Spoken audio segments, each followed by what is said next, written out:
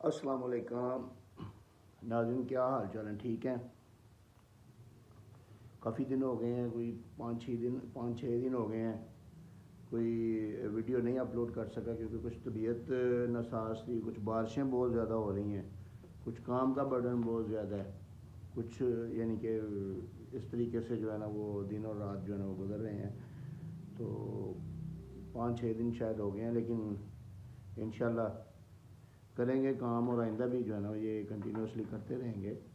कोई बात नहीं। तो सबसे पहले जो मेरी ऑलरेडी जो रिक्वेस्ट रहती है वो यही है कि आप वीडियो जब देखते हैं तो लाइक उसको भले ना किया करें, उसको फॉलो ना किया करें, लेकिन इसको शेयर ज़रूर कर दिया करें, क्योंकि जितने यानी कि क्वेश्चंस आ रहे होते हैं वो मैंने तकरीबन मेरी कोशिश होती है कि किसी टॉपिक पे अगर मैं वीडियो बनाता हूँ तो उसको 100% तो नहीं तो लेकिन 80% ज़रूर उसको कवर करूँ ताकि लोगों को आसानी हो। लेकिन जितने क्वेश्चंस आ रहे होते हैं उसमें फिर वो जो है ना वो मुश्किल हो जाता है कि वो उसको यानी कि साहब को डील करना। तो इसलिए यह है कि अगर किसी को कोई प्रॉपर जवाब भी नहीं मिलता तो वो भी उसके लिए भी मैं माज़रत खाऊँ, लेकिन ये है कि मेरी कोशिश होती है कि मैं हर एक को जवाब दूँ। आप अपना कोई भी क्वेश्चन हो उसको ऑडियो मैसेज में भेजा करें। तो बाकी मेरा नंबर व्हाट्सअप नंबर जो है ना वो मेरे फेसबुक पेज पे भी मौजूद है, यूट्यूब पे भी मौजूद है, हर जगह पे मौजूद है, वहाँ से आप ले सकते हैं। वैसे मैं आपको बता देता हूँ 0322845555 है। तो आज जो मैंने पिछले 2 वीडियोज़ में ना मैंने आईडी कवानीन जो फैमिली लाज है ना वो शुरू कर दिए थे। उसमें मैंने वो जो है ना फैमिली कोर्ट्स के बारे में बताया था पहली वीडियो में, और दूसरी वीडियो में मैंने जो है ना वो खुला और तलाक़ के बारे में मैंने बताया था कि उसका प्रोसीजर क्या है, उसका तरीका क्या है, उसमें मिसालती कौंसल क्या रोल प्ले करती है, ये सारा कुछ बताया था। लेकिन वो पिछले 3 दिन से जो है ना वो कुछ दोस्त जो है ना वो यानी कि सारे क्वेश्चंस जितने भी आए हैं वो मैंने एवेलुएट किए हैं, तो उसमें तकरीबन कुछ 70 के करीब क्वेश्चंस ऐसे हैं कि रजिस्ट्री जो है ना रजिस्ट्री उस पर ख़र्चा कितना आता है और ये किस तरह कैलकुलेट किया जाता है। तो मैंने सोचा फिर आज मैं जो है ना अपने टॉपिक आईली कवानीन जो फैमिली लाज हैं उनसे हट के जो है ना मैं आप लोगों को रजिस्ट्री के बारे में जो है ना वो मैं आपको समझा देता हूँ एक दफ़ा कि रजिस्ट्री के ऊपर ख़र्चा कितना आता है और उसको कैलकुलेट कैसे किया जाता है। रजिस्ट्री जो है ना रजिस्ट्री बेसिकली जो प्रॉपर्टी ज़मीन की रजिस्ट्री है ना उसका मतलब ये है कि जब मलकियत ट्रांसफ़र होती है तो उस मलकियत की ट्रांसफ़र जो पोजीशन है उसको रजिस्टर्ड करने के लिए सब रजिस्ट्रार के पास हम डॉक्यूमेंट रजिस्टर्ड करवाते हैं, उसको रजिस्ट्री बोलते हैं। और सिर्फ इसी एक यानी कि रजिस्ट्रेशन तो बहुत ज़्यादा चीज़ों की होती है ना, लेकिन मैं सिर्फ रजिस्ट्री के ऊपर ही आज फोकस करूँगा, प्रॉपर्टी की रजिस्ट्री के ऊपर फोकस करूँगा ताकि उसको समझने में आपको जो है ना वो मुख्तलिफ़ वीडियोज़ और मुख्तलिफ़ जगहों पे ना जाना पड़े, मुख्तलिफ़ वीडियोज़ ना देखनी पड़े, सिर्फ एक ही वीडियो में आपको रजिस्ट्री के बारे में सारी इन्फॉर्मेशन मिल जाए। प्रॉपर्टी जो है ना 2-3 किस्मों की होती हैं, एक रूरल होती है, एक जो है ना वो शहरी होती है, अर्बन जिसको बोलते हैं। 2 तरह की प्रॉपर्टी है। कमर्शियल जो है ना वो दोनों में आती है, रूरल में भी आती है और अर्बन में भी आती है, इसलिए हम इसको 2 मेन पार्ट्स में तकसीम करते हैं, एक रूरल होती है, एक अर्बन होती है।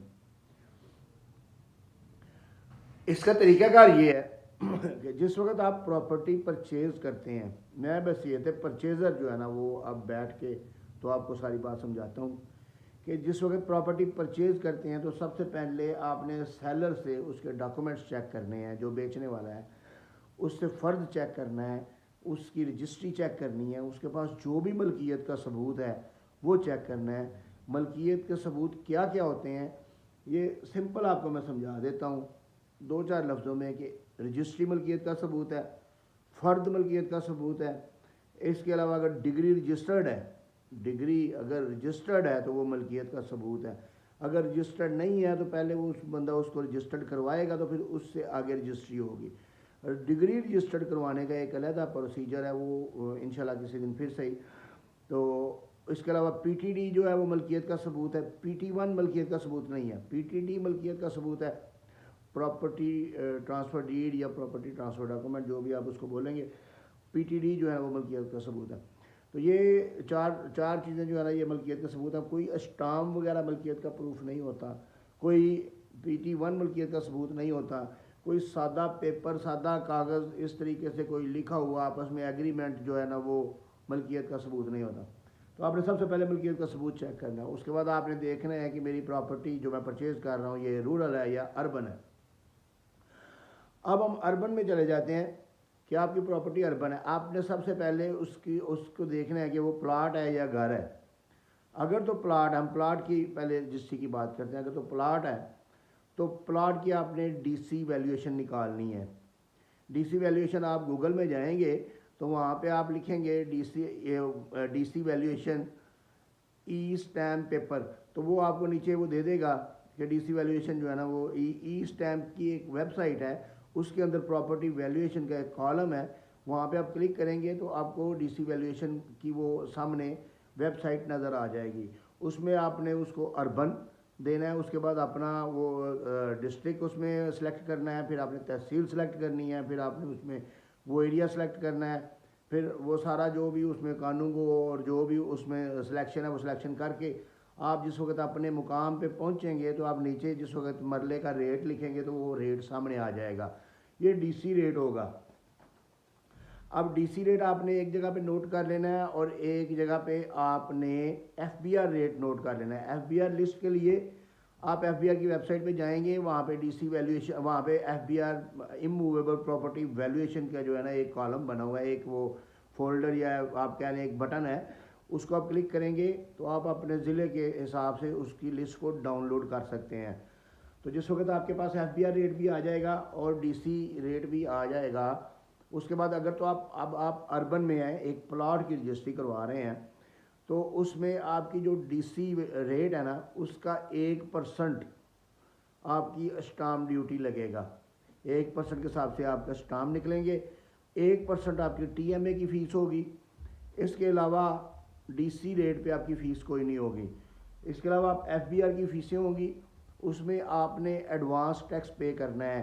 अगर आप फाइलर हैं तो आप 2% एडवांस टैक्स वो FBR रेट के मुताबिक होगा। जो FBR का मैंने आपको बताया कि उसकी आपने लिस्ट ले लेनी है, वो FBR रेट के मुताबिक होगा। आपने एडवांस टैक्स 2% पे करना है अगर आप फाइलर हैं तो। अगर आप नॉन फाइलर हैं तो आपने 7% पे करना है। यहाँ पे मैं अपनी जो है ना बात को थोड़ा सा एक्सटेंड करता हूँ कि आपने फाइलर हो जाना है। क्यों? क्योंकि अगर आप नॉन फाइलर भी हैं तो जिस वक्त आपने 7% जमा करवाना है तो वो टैक्स FBR के पास जाना है। FBR के पास आपका सारा रिकॉर्ड जाएगा।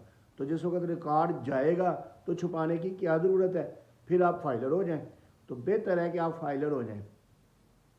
इसके अलावा आप जो बेचने वाला है उसको, अगर वो फाइलर है तो 2% उसको जो है ना वो गेन टैक्स पड़ेगा। अगर वो नॉन फाइलर है तो उसको 4% गेन टैक्स लगेगा। ये 2023 जून तक यही जो है ना ये चलेगा और ये इस गवर्नमेंट ने ये टैक्सेस इतने बढ़ा दिए हुए हैं। इसके अलावा आपने 1000 रुपया रजिस्ट्रेशन फ़ीस, 1000 रुपया कंप्यूटराइज अगर फ़र्द है तो ADLR फ़ीस जो है ना वो उसकी 1000 रुपया लगेगी। इसके अलावा आप वो जो है ना कुछ जगहों पे वो रजिस्ट्रियाँ TCS करके घर भेजते हैं तो TCS का 1000 रुपया लेते हैं। इसके अलावा अंदर आपने तस्वीरें बनवानी है उसका कोई 100-200 रुपया वो लेगा। फिर वो रजिस्टर पे दर्ज करते हैं, वो को 200-300 रुपया लेते हैं। इसके अलावा अगर आप कमीशन पे करवाते हैं तो फिर 5000 रुपया अंदर सब रजिस्ट्रार का जो अमला है वो आपसे जो है ना उसकी कमीशन फ़ीस वसूल करेगा। तो ये इसके अलावा आपने जिस क्लर्क से, जिस कंप्यूटर से आपने टाइपिंग करवानी है या जो जिसने कॉपियाँ वगैरह करवानी है उसका कोई 1000-1500 होगा। तो जिस वकील के थ्रू करवानी है उसकी फ़ीस होगी। तो ये इसमें प्लॉट के हिसाब से ये खर्चे होंगे। DC रेट पे रजिस्ट्री होगी, लेकिन FBR के जो चार्जेज़ हैं, FBR के जो टैक्सेस हैं, एडवांस टैक्स और गेन टैक्स, वो FBR के रेट के मुताबिक जो है ना वो लगेगा। इसके बाद आ जाते हैं अगर आप मकान की रजिस्ट्री करवा रहे हैं तो मकान की रजिस्ट्री करवा रहे हैं तो फिर DC रेट में आप कंस्ट्रक्शन की जो वैल्यू है ना वो उसको ऐड करेंगे। जिस वक्त आप DC रेट लिस्ट निकाल लेंगे तो उसके अंदर पहले तो मरले का रेट लिखा होता है, उससे अगले कॉलम में 500, 600, 1000, 1100 वो कोई ऐसी फिगर दी होती है, वो कंस्ट्रक्शन के लिए होती है। अगर आपका 5 मरले है तो उसको 272 के साथ मल्टीप्लाई करेंगे तो 1300 समथिंग आ जाएगा।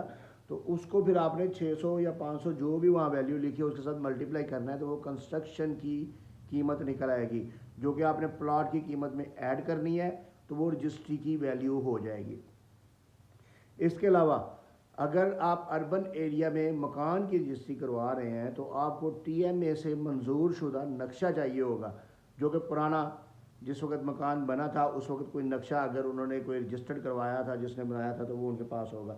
अगर नहीं होगा तो जो DC रेट के मुताबिक जो उसकी तय ज़मीन है, कंस्ट्रक्शन नहीं डालनी बीच में, सिर्फ तय ज़मीन, जो तय ज़मीन है उस कीमत का 2% आपने उसकी जो है ना नक्शा फ़ीस जमा करवानी है वहाँ पर। वो नक्शा आपका नहीं बनेगा, लेकिन वो उसका फ़ाइन जो है ना वो आपने जमा करवाना है।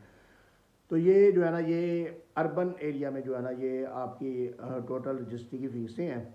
इसमें इंतकाल फ़ीस अगर वो ADLR नहीं है, वो कंप्यूटराइज फर्द नहीं है, तो इंतकाल फ़ीस 500 वो आपको जमा करवानी पड़ेगी। तो इसके अलावा अगर शहरी हदूद में अर्बन एरिया में अगर मकान की रजिस्ट्री करवा रहे हैं तो आपको नलका जो TMA ने आपको पानी का नलका आपके घर में लगाया हुआ है उसका बिल आता है, वो आपको बिल भी वहाँ पे देना पड़ेगा। अगर बिल नहीं देते तो वो उनका भी रेट है जनाब, वो 1000 रुपया लेते हैं और ऐसे स्टैंप कर देते हैं। तो इसके अलावा अब रूरल एरिया में आप देखें तो सिर्फ़ और सिर्फ इतना फ़र्क है कि जो स्टाम्प ड्यूटी है वो 1% नहीं, वो 3% हो जाएगी। स्टाम्प ड्यूटी 3% हो जाएगी, और उसमें फिर रूरल एरिया में नक्शा जो है ना वो ज़रूरी नहीं होगा। नक्शे की उसमें जो है ना वो यानी कि रिस्ट्रिक्शन नहीं है, तो नक्शे के बगैर जो है ना वो उसकी रजिस्ट्री हो जाती है रूरल एरिया की। और रूरल एरिया में जो है ना वो लेकिन स्टाम्प ड्यूटी जो है ना वो 3% हो जाती है 1% की जगह पे, यानी कि 2% उन्होंने बढ़ा दिया हुआ है। तो इस तरीके से आप रजिस्ट्री की वैल्यूज़ जो है ना वो कैलकुलेट कर सकते हैं। बाकी कमर्शियल एरिया का भी यही हिसाब है, जो अर्बन है उसका 1% स्टाम्प ड्यूटी है, जो रूरल है उसका 3% स्टाम्प ड्यूटी है। इसके अलावा और बाकी जो फाइलर नॉन फाइलर का वो आपको मैंने बता दिया है। इसके अलावा एडवांस टैक्स और गेन टैक्स का आपको बता दिया है। TMA का 1% होता है। तो बाकी जितने भी छोटे छोटे चार्जेस हैं वो सारे आपको मैंने बता दिए हैं। तो ये आज मैंने इतनी डिटेल से रजिस्ट्री की कीमत और रजिस्ट्री के ऊपर जो ख़र्चा आता है वो बता दिया कि मेरे ख्याल में अब मेरे भाइयों को, दोस्तों को, बहनों को अब इसकी ज़रूरत नहीं पड़ेगी कि दोबारा क्वेश्चन करें, क्योंकि ये बहुत ज़्यादा क्वेश्चन हो गए थे। तो इसलिए आप सबसे रिक्वेस्ट है कि इस वीडियो को जो है ना वो शेयर ज़रूर करें, ताकि सब लोगों को पहुंच जाए और सब लोगों को पता चल जाए कि रजिस्ट्री के ऊपर ख़र्चा कितना आता है और कितने पैसे लगते हैं।